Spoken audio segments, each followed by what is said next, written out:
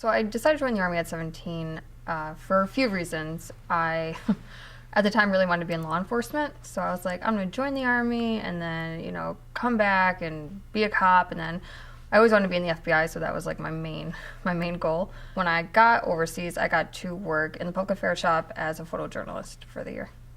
6 months into my deployment, I found out that my dad had Alzheimer's disease. So when I came home, my family was, nothing like I had remembered it, right? My dad was 72 at the time.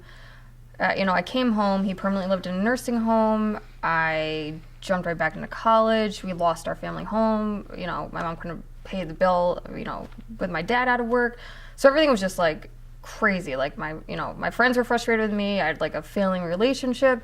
So the only thing that kind of made sense to me was, to get it out on paper, which paper translates now into a blog. So I started a blog under the name GI Kate and just wrote about their transition of coming home and reintegrating and dealing with my family and friends and being a college student.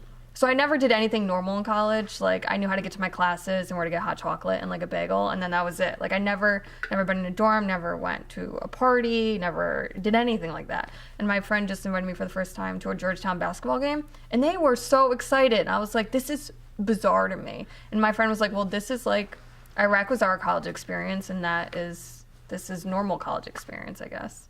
What was weird about it?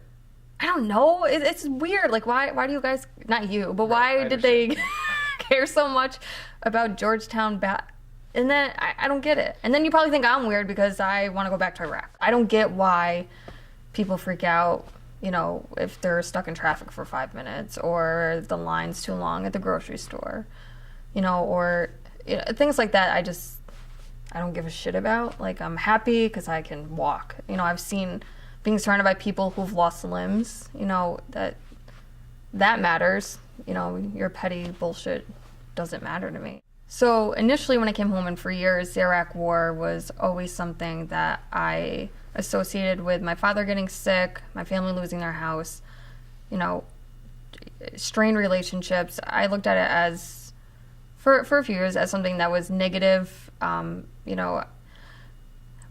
after growing up and realizing that, a ton of positive things have happened because of it, it kind of has transformed into something that will always hold like dear to my heart. I mean, it's the reason I am here today, but no, I've kind of like the anger has subsided and, the negative thoughts have kind of washed away, and it's more of, it's a positive that it happened to me.